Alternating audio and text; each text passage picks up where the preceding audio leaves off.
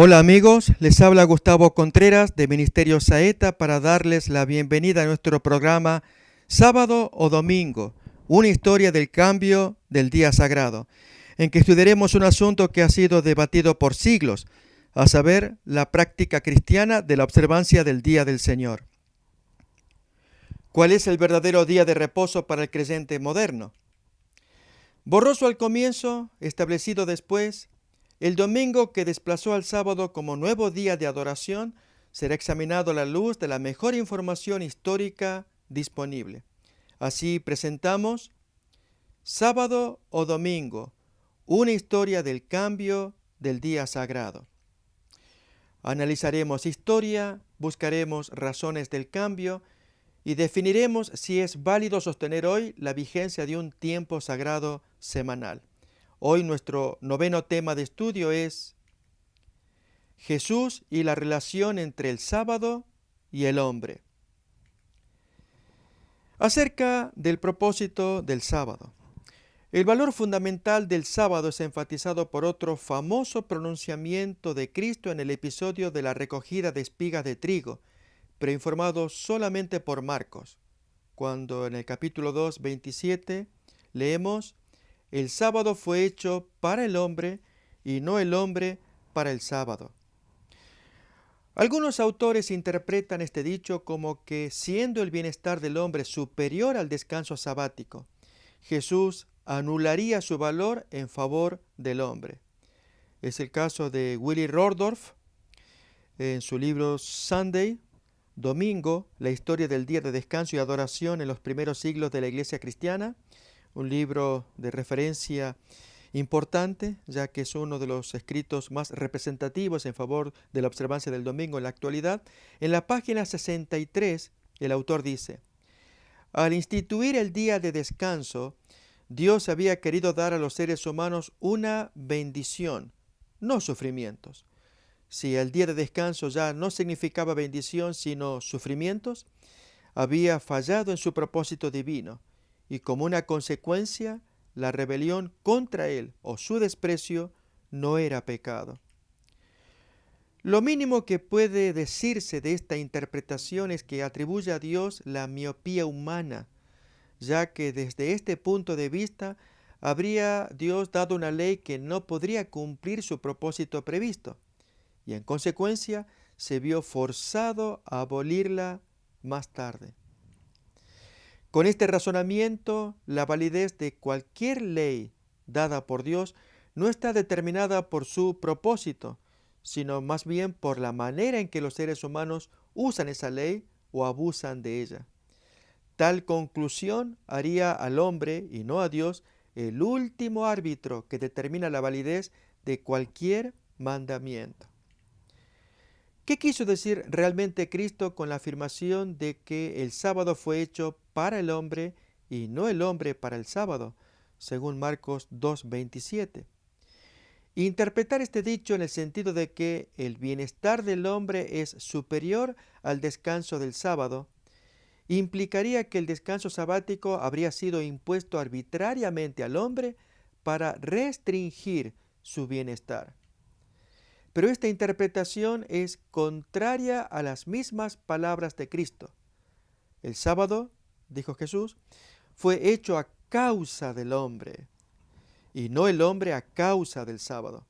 Esto significa que el sábado llegó a existir, esa es la traducción del verbo egéneto griego que se utiliza en Marcos 2:27, llegó a existir después de la creación del hombre, no para convertirlo en un esclavo de reglas y regulaciones, sino para asegurar su bienestar físico y espiritual. En verdad, el bienestar del hombre entonces no está restringido, sino garantizado por su correcta observancia. Como lo expresa Charles Erdman en su Evangelio de Marcos, en la página 56, este autor dice: aquí yace el error de los fariseos. Habían interpretado así el sábado y por lo tanto lo habían cargado con requisitos y restricciones minuciosas, absurdas y molestas, y su observancia ya no era una delicia, sino una carga. La ley, en lugar de ser un sirviente, se había transformado en un amo cruel, y bajo su tiranía los hombres gemían. Por esta memorable afirmación de Jesús, el sábado fue hecho por causa del hombre.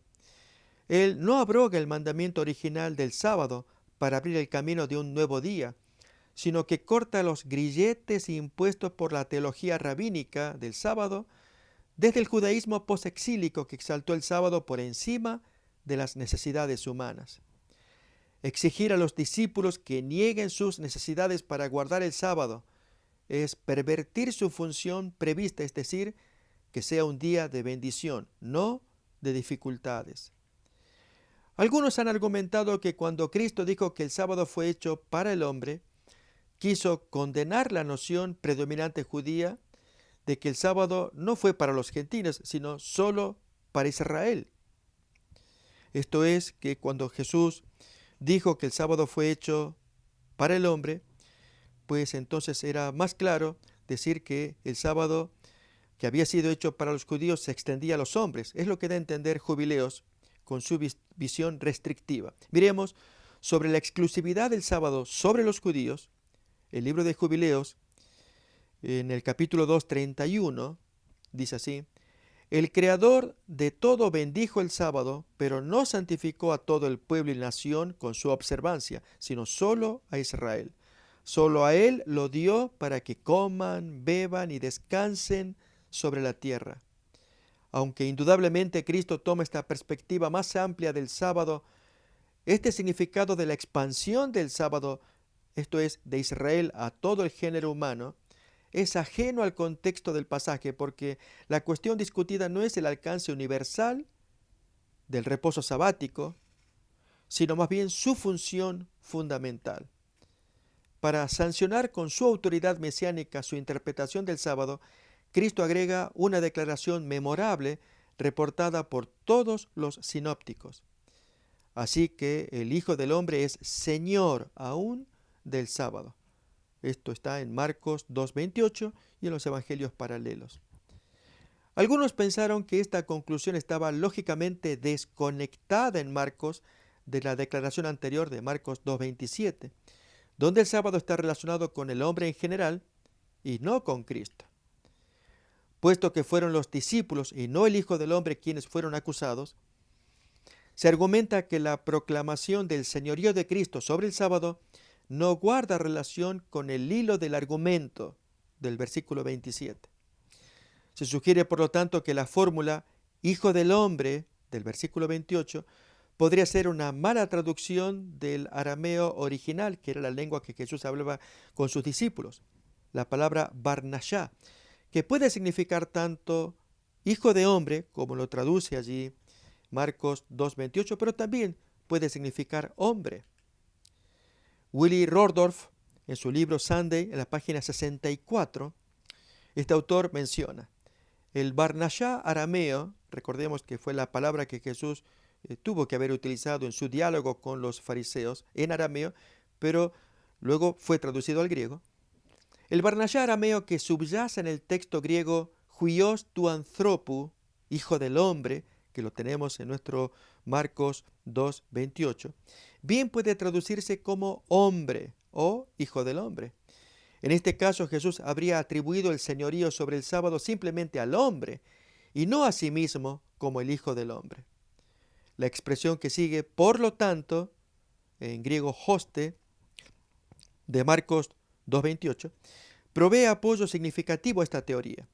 En la forma como está el versículo 28 no puede entenderse como una lógica conclusión extraída del versículo 27.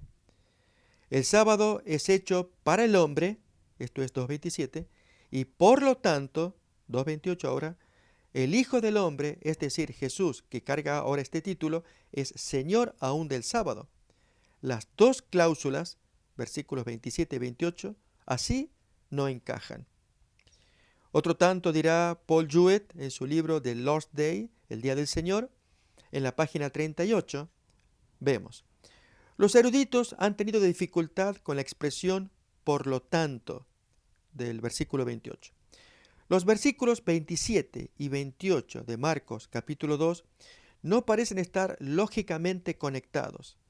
Algunos han insistido en que el versículo 28 es un dicho independiente, cuyo original contexto se ha perdido.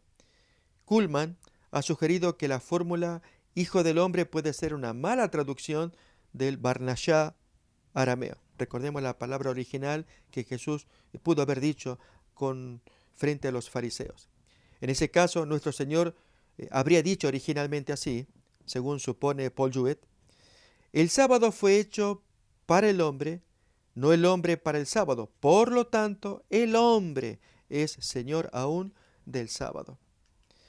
Vemos todavía del mismo Oscar Kuhlman en Cristología del Nuevo Testamento, en la página 216, un comentario mayor. Jesús responde: el sábado ha sido hecho para el hombre y no el hombre para el sábado. En este caso, la palabra aramea barnashá ha sido correctamente traducida en griego con anthropos, esto es en el 2.27. Aquí se alude evidentemente al hombre en general, no al hombre celeste, al Hijo del Hombre. En el versículo siguiente, Marcos 2.28, se añade de suerte que el Hijo del Hombre, en griego huios tu anthropu, es Señor del sábado. Si tuviésemos que sacar sin ideas preconcebidas la conclusión que se desprende de lo que implica el 2.27, deberíamos pensar que Jesús se refiere también en el versículo 28 al hombre en general. Esto es, todo humano es Señor del sábado, ya que el sábado ha sido hecho para el hombre. Sin embargo, en Marcos 2.28 no aparece ya la simple palabra hombre, en griego anthropos, como en el versículo 27, sino la expresión hijo del hombre. Esto es huios tu anthropo. Formulando así este versículo 2.28, se pierde la conexión lógica entre el 2.27 y el 2.28. El cambio de hombre a hijo del hombre habría sido hecho supuestamente por la iglesia primitiva, en opinión de estos autores, para no asumir la responsabilidad personal de la violación del sábado, y por lo tanto habrían buscado en Cristo la liberación de su obligación. En otras palabras, era cargar en Cristo la responsabilidad de haber cambiado allí la práctica del sábado. Y para ello Jesús se habría atribuido semejante responsabilidad al haber dicho: por lo tanto, el Hijo del Hombre es Señor del sábado. La idea de que la fórmula Hijo del Hombre es una traducción errónea de la frase aramea barnashá es gratuita. Si el arameo está mal traducido en Marcos 2.28, ¿por qué no también en el 2.27? A ver, miremos.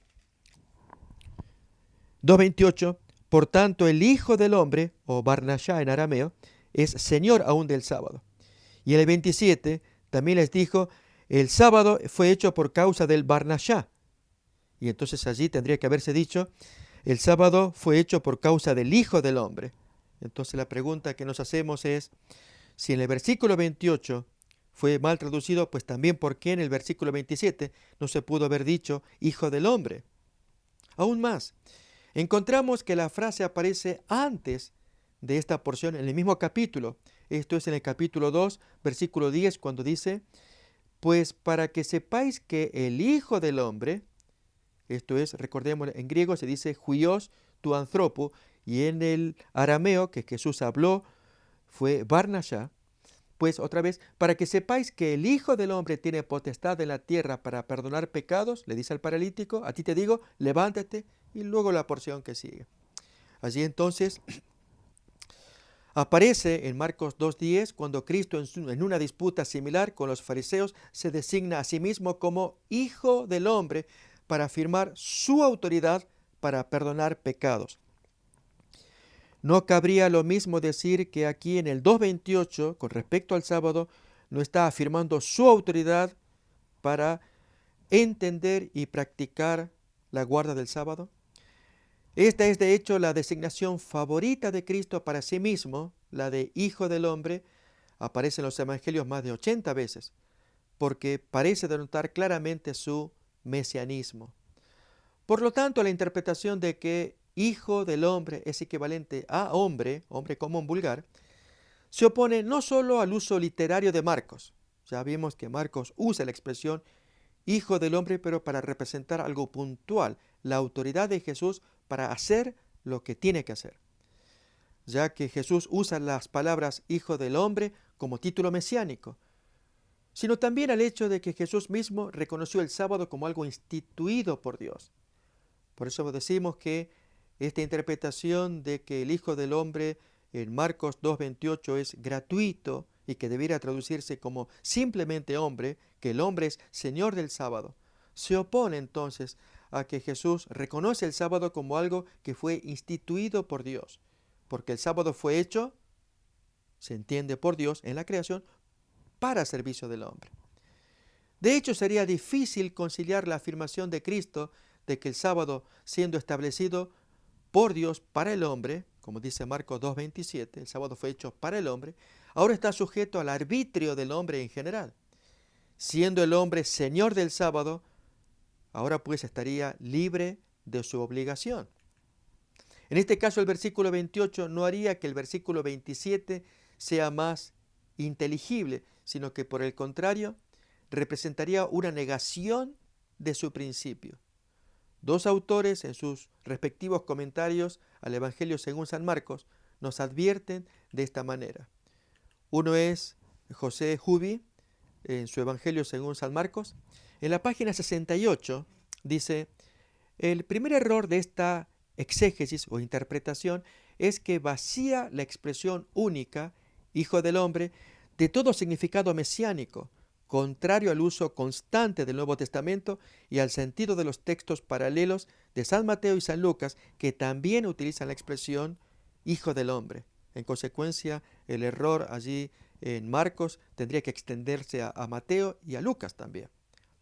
Además, significaría, dice Huby, falsificar el pensamiento de Marcos y forzar las consecuencias del principio enunciado en el versículo 27, esto es, que el sábado fue hecho para el hombre, para concederle al hombre ahora un señorío absoluto sobre el sábado. Las circunstancias pueden liberar a una persona de la obligación en ciertos casos, pero ningún mero poder humano puede reclamar el derecho de dispensar o derogar la ley divina de acuerdo con su placer. Esto es porque en el versículo 27 se dice claramente que el sábado fue hecho para el hombre. Y al decir que fue hecho en la creación. De hecho, fue así en Génesis capítulo 2, desde los versículos 1 en adelante, cuando se nos cuenta la historia del sábado, el origen del sábado. Otro autor que escribe también al respecto, similar, es Charles Erdman, en su Evangelio de Marcos, en la página 56, dice así: sorprende y entristece ver cuán ampliamente se ha malentendido y malinterpretado este dicho en interés de la profanación del sábado. Hay quienes incluso intentan sugerir que con esto Jesús abolió realmente el sábado o lo transformó de un día sagrado a un feriado. Esto para interpretar la enseñanza de Jesús en interés de la licencia, es decir, hacer que el sábado ya esté bajo el dominio del hombre, es tan absurdo como los fariseos interpretaron la ley del sábado en interés del legalismo. Interpretar el dicho de Cristo como el esfuerzo de la iglesia primitiva para justificar el reemplazo del sábado por un nuevo día de adoración, esto es, que Marcos, cuando escribe estas palabras en los tiempos de la iglesia primitiva, esto es la década del 60, 70, y para poder justificar la observancia del domingo, pues endilgan a Jesús la responsabilidad de haber iniciado el nuevo día o haber anulado el sábado, al decir que Jesús es el Señor del sábado, es leer en el pasaje de Marcos un asunto que no está allí. La controversia no es sábado versus domingo, sino más bien sobre la conducta de los discípulos que, según la acusación de los fariseos, estaban haciendo lo que no es lícito en sábado, como nos lo dice Marcos capítulo 2, 24. Entonces los fariseos le dicen, cuando vieron a los discípulos, según 2:23, arrancar espigas en sábado, mira, ¿por qué hacen en sábado lo que no es lícito? Notamos que Cristo refuta esta crítica presentando varios argumentos para demostrar que la acción de satisfacer el hambre arrancando espigas de trigo estaba en armonía con la función prevista del sábado. después de enunciar el propósito fundamental del sábado, es decir, un día establecido para asegurar el bienestar del hombre, Cristo concluye afirmando su señorío sobre el día. Ya hemos comentado que el autor Rordorf afirma que las dos cláusulas, el sábado fue hecho para el hombre, del versículo 27, y el Hijo del Hombre es Señor aún del sábado, del versículo 28. Según Rordorf, ello no encaja. De acuerdo a él, la cláusula última representa un debilitamiento y una limitación de la primera cláusula. Esta conclusión descansa en la única comparación de hombre con hijo del hombre, sin tomar en cuenta lo que se dice sobre cada uno de ellos. La línea de pensamiento, sin embargo, se vuelve clara cuando uno se enfoca en lo que se dice sobre cada uno, hombre e hijo del hombre. Acerca del hombre, Marcos dice que el sábado fue hecho, o en griego egéneto, llegó a existir para él. Y acerca del hijo del hombre, dice que es el Señor, el Kyrios del sábado.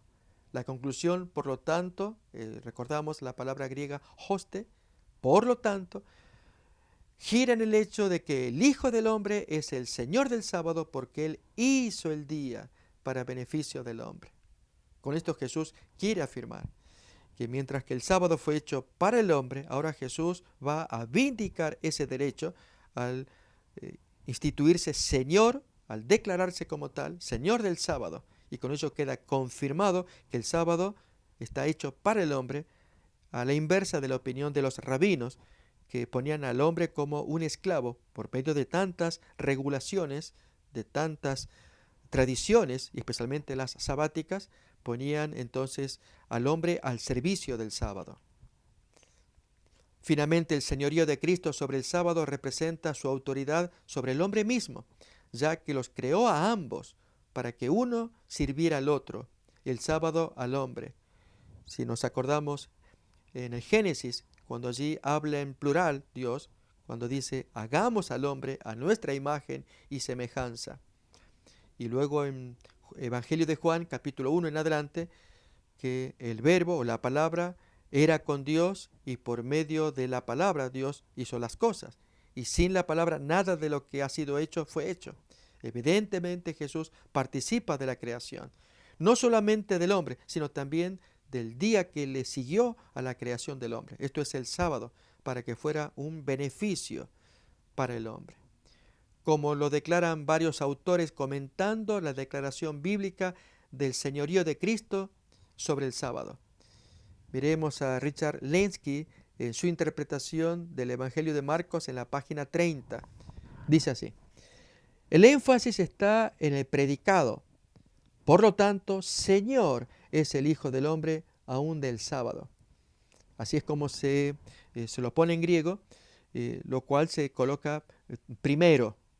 Esto es, no que el Hijo del Hombre es Señor, sino Señor es el Hijo del Hombre aún del sábado, remarcando el énfasis.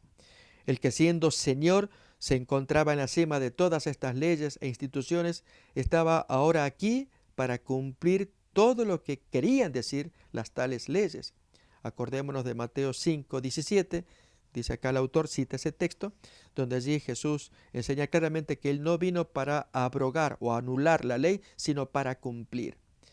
El que con el Padre, como Hijo de Jehová, había instituido el sábado con sus observancias religiosas para beneficio del hombre, estaba ahora aquí para honrar el sábado y hacer esto cumpliendo la ley divina del sábado.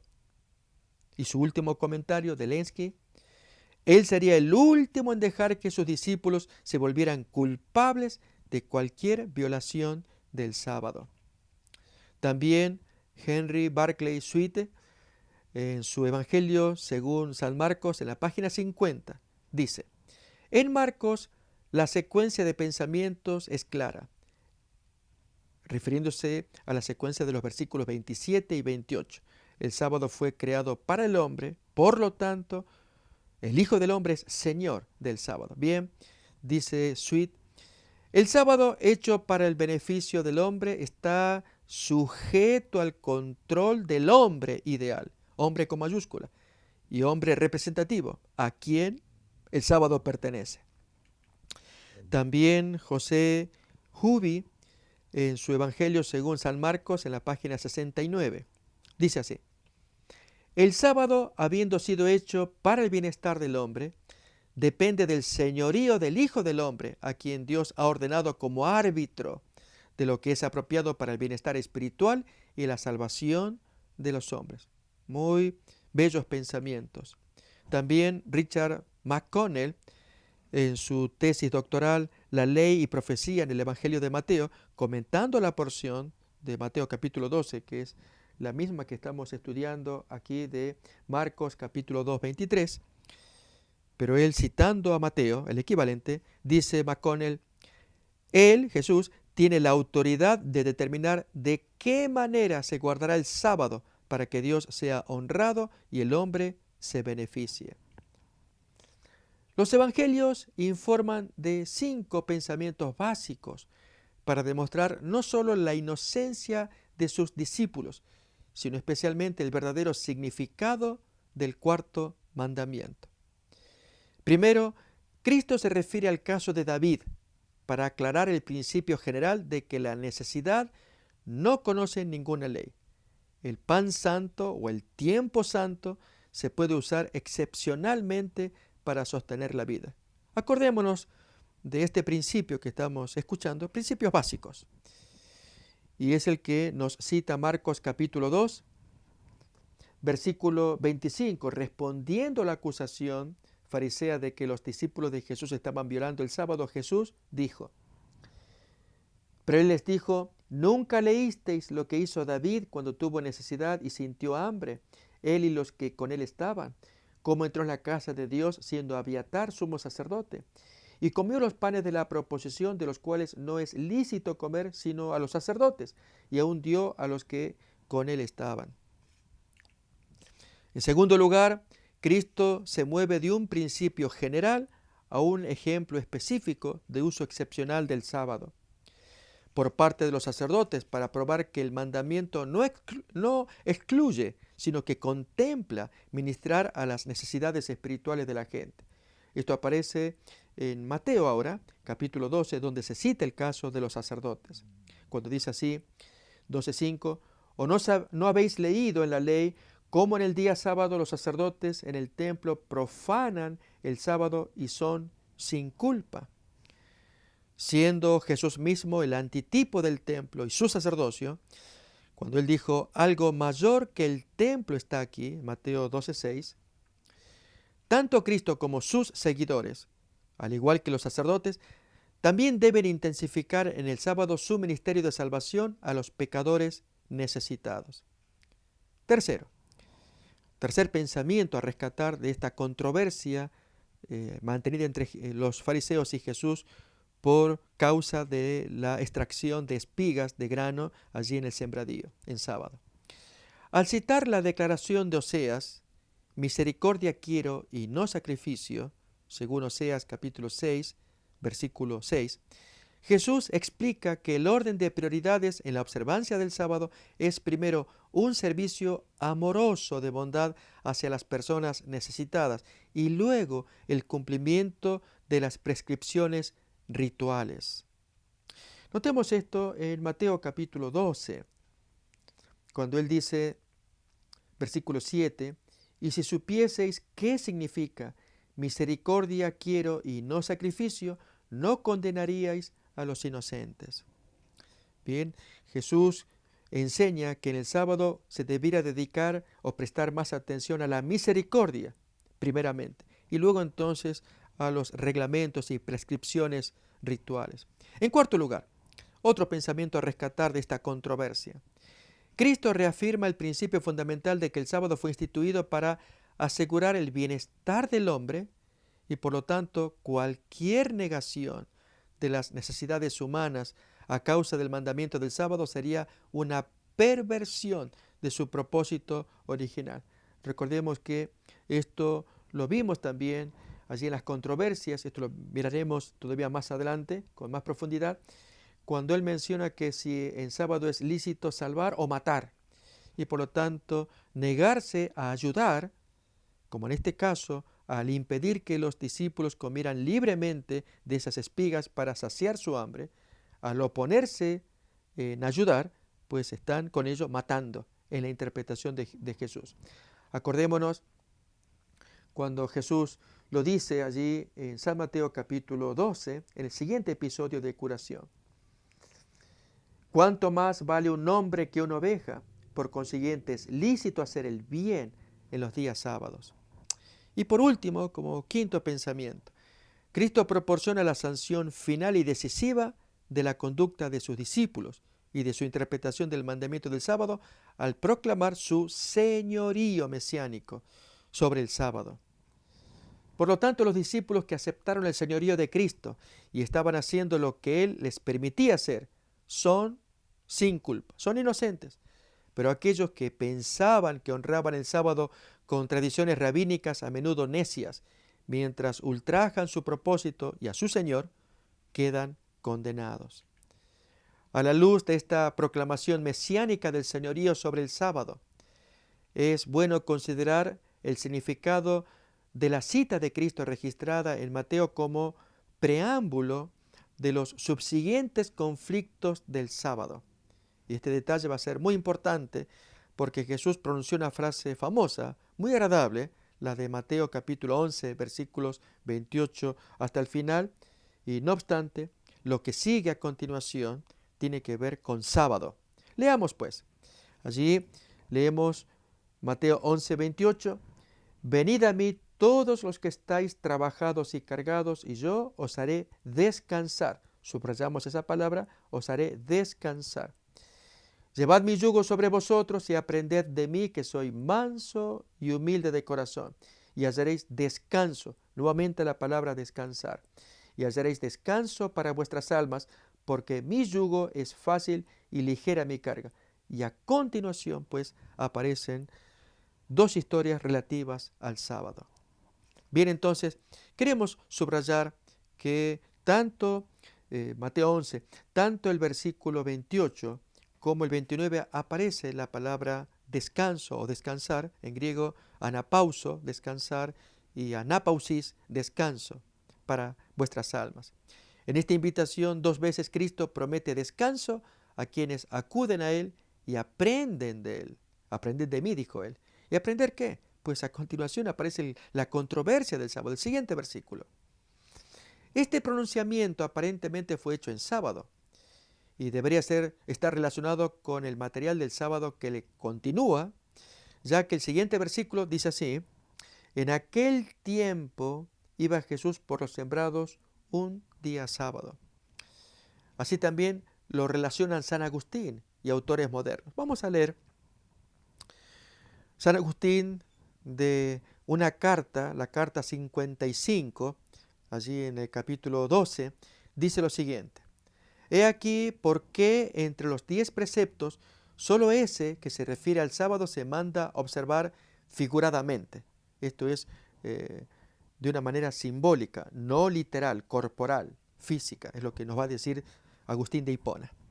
Esa figura se nos promete para que la entendamos, pero no para que la celebremos con el descanso corporal. San Agustín, él propone que no se practique el descanso sabático en forma literal, sino hay que entenderlo figuradamente. ¿Y a qué se refiere? Por el sábado se significa el descanso espiritual del que se dice en el Salmo 45:11, reposaos y ved que yo soy el Señor. A Él, a ese descanso espiritual, nos invita el mismo Dios a los hombres diciendo, y ahora cita el texto de Mateo 11, venid a mí todos los que estáis fatigados y abrumados, y yo os aliviaré. Tomad mi yugo sobre vosotros y aprended de mí, porque soy manso y humilde de corazón, y hallaréis descanso para vuestras almas. Notemos la conexión que hace San Agustín entre Mateo 11 y el descanso espiritual, cuando él dice, por el sábado se significa, esto es lo que se debe entender, el descanso espiritual, del que lo dice tanto el Salmo 45 como también Mateo 11. Un descanso del espíritu, no tanto un descanso físico. También Jean Danielou, cardenal católico, en su libro Sacramentos y Cultos según los Santos Padres, en la página 263, va a dar una opinión similar. El contexto nos ofrece dos ejemplos de esta realidad del nuevo sábado que aparece con Cristo, un sábado espiritual diríamos. Por una parte, al pasaje que acabamos de citar, preceden inmediatamente las siguientes palabras de Jesús. Venid a mí todos los que sufrís el peso de la carga, y yo las aliviaré. Tomad sobre vosotros mi yugo, y aprended mis lecciones, porque soy manso y humilde de corazón, y hallaréis el descanso o anapausis de vuestras almas. Cristo aparece pues como el verdadero descanso, la anapausis, el verdadero sábado. ¿Notamos? Esto lo va a decir Danielo, conectando entonces las curaciones de Mateo capítulo 12 con la propuesta de hallar descanso en Jesús, como que Él fuera el verdadero sábado. Es interesante reconocer el enlace entre la porción de Mateo 11:28 en adelante con las enseñanzas acerca del sábado de Mateo 12, que le continúa inmediatamente. El descanso propuesto por Cristo en Mateo capítulo 11, ¿nos acordamos el texto cuando decía, venid a mí y yo os haré descansar, llevad mi yugo y llegaréis y hallaréis descanso para vuestras almas?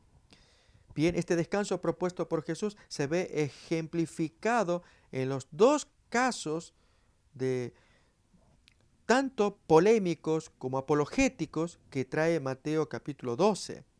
Al decir casos polémicos sabáticos, son casos que crean controversia de parte de los judíos, tanto en la historia de Mateo 12 de la recolección de espigas en sábado, como la curación del hombre con la mano seca.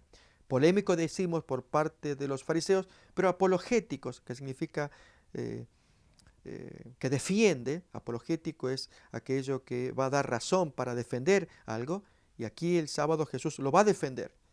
También en ambos casos, con la extracción de las espigas como con la curación del hombre con la mano seca, todo ello Mateo 12 a continuación de Mateo 11:28, cuando Jesús propone que vayan a Él para obtener descanso. Mateo contrastaría el yugo ligero de la doctrina de Cristo con las pesadas cargas de la ley requerida por los rabinos. Y el descanso del sábado, que se llamaría entonces yugo fácil, carga ligera, en contraste con el pesado yugo de los requerimientos sabáticos de los rabinos, que ellos imponían sobre la gente.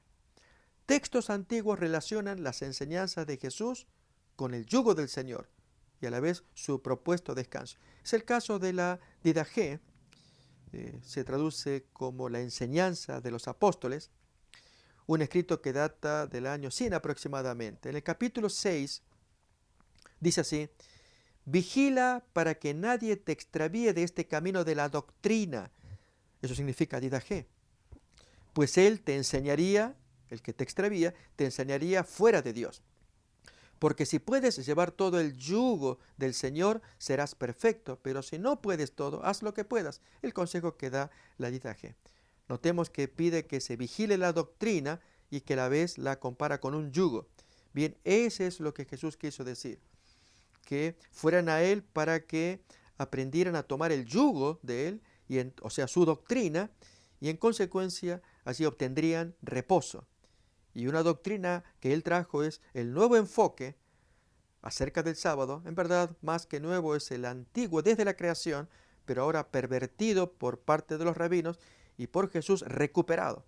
Por eso Jesús va a decir, tomad mi yugo sobre vosotros y aprended de mí, de las lecciones que Él iba a dar, y cuanto más con respecto al sábado, para que encuentren ese descanso.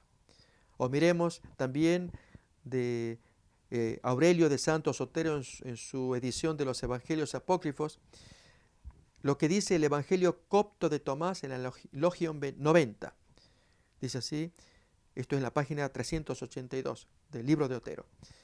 Dijo Jesús, venid a mí, pues mi yugo es adecuado y mi dominio suave, y encontraréis reposo o anapausis para vosotros mismos. Allí claramente se ve la relación entre el yugo que Jesús propone, cuando Él dice, tomad mi yugo sobre vosotros y hallaréis anapausis, reposo. Y allí entonces el yugo, la doctrina de Jesús, frente a la doctrina pesada de los rabinos, y particularmente con respecto a la observancia del sábado, la forma como Jesús lo presentaba y cómo lo presentaban los rabinos. Allí se vería o no el descanso que Jesús estaba proponiendo. O miremos también de la Didascalia Apostolorum. Esto es un documento sirio que data del año 230.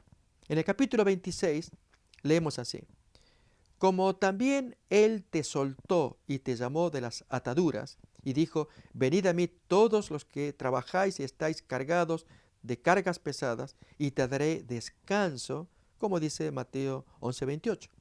Ahora sabemos que nuestro Salvador no dijo esto a los gentiles, sino que Él nos lo dijo a sus discípulos de entre los judíos, y nos sacó de las cargas y una carga pesada. La figura del yugo era familiar para los oyentes de Cristo, ya que los rabinos se referían a la ley como un yugo que en el espíritu de los discípulos era difícil de sobrellevar. Acordémonos de las palabras de Pedro cuando en el concilio de Jerusalén habló acerca de este yugo que los judaizantes querían imponer, como era la circuncisión. Miremos en palabras de Pedro en el concilio de Jerusalén, Hechos 15:10. Ahora pues, ¿por qué tentáis a Dios poniendo sobre la cerviz o la nuca de los discípulos un yugo que ni nuestros padres ni nosotros hemos podido llevar?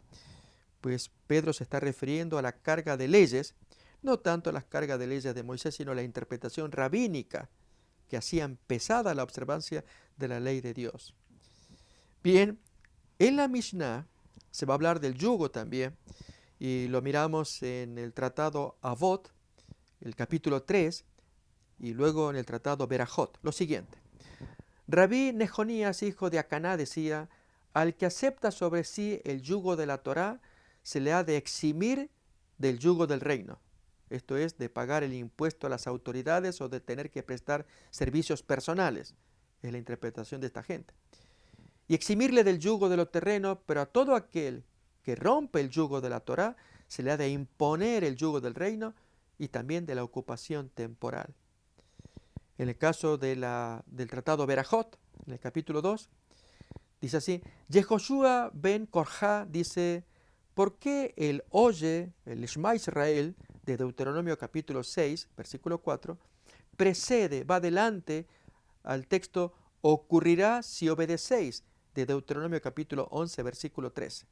La respuesta: para que cada cual acepte el yugo de los reinos, del reino de los cielos primeramente.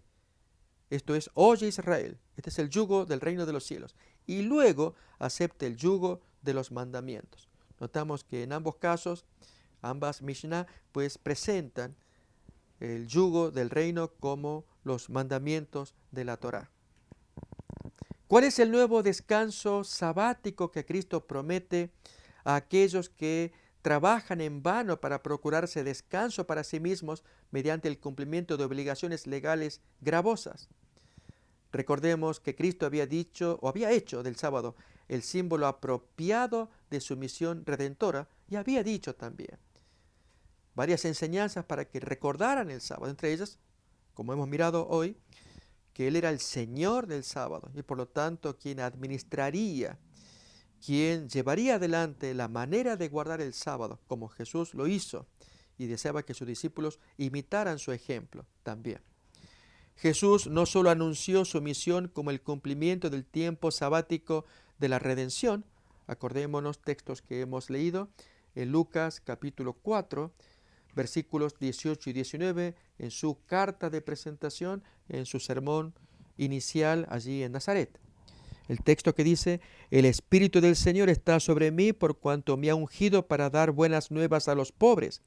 Me ha enviado a sanar a los quebrantados de corazón, a pregonar libertad a los cautivos y vista a los ciegos y poner en libertad a los oprimidos. Miramos que así Jesús presenta su misión como el cumplimiento del tiempo sabático de redención. Acordémonos del año sabático que hemos estudiado, el año de remisión y el año jubilar. Sino que aún más, en el día sábado, Él intensificó sus obras de salvación cuando Él pronunció estas palabras en San Juan, capítulo 5, para justificar su curación ante el inválido de Betesda, curación hecha en sábado. 5:17 de Juan, dice, y Jesús les respondió, mi Padre hasta ahora trabaja y yo trabajo. De igual modo, en otra curación sabática Jesús dijo palabras similares, San Juan capítulo 9, versículo 4. Esto precediendo la curación del ciego de nacimiento. Dijo estas palabras, me es necesario hacer las obras del que me envió, entre tanto que el día dura, la noche viene cuando nadie puede trabajar. Y las obras que Jesús hacía del que lo envió eran las mismas obras del enviador, ya que Jesús se identifica con él. Esto lo mencionamos en San Juan capítulo 5, 19. Respondió entonces Jesús y les dijo, de cierto os digo que no puede el Hijo hacer nada por sí mismo, sino lo que ve hacer al Padre. Por lo tanto, hacer las obras de Dios es que Jesús las vio en el Padre. Y efectivamente eran obras de redención, de ayuda, de rescate, de sanidad, de alegría. Todo ello significaba realizarlo en sábado. El sábado debía significar un memorial para recordar todas estas cosas. Bien, el día sábado intensificaba esas obras de salvación en favor de los pecadores necesitados, para que las almas a quienes Satanás había atado, acordémonos de la curación de la mujer encorvada en Lucas capítulo 13, versículo 18, también curación hecha en sábado.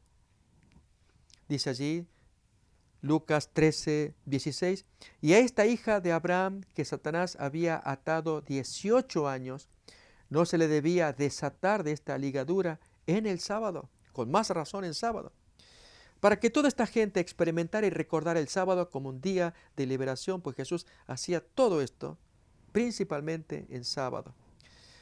Recordamos que fue un viernes por la tarde que Cristo completó su misión redentora en esta tierra, y habiendo dicho, hecho está, según San Juan 19:30, o consumado es, santificó el sábado descansando en la tumba. Nos acordamos en Lucas capítulo 23, versículos 53 y 54, cuando dice, y quitándolo, lo envolvió en una sábana y lo puso en un sepulcro abierto en una peña, en el cual aún no se había puesto a nadie. Y era día de la preparación y estaba para comenzar el sábado.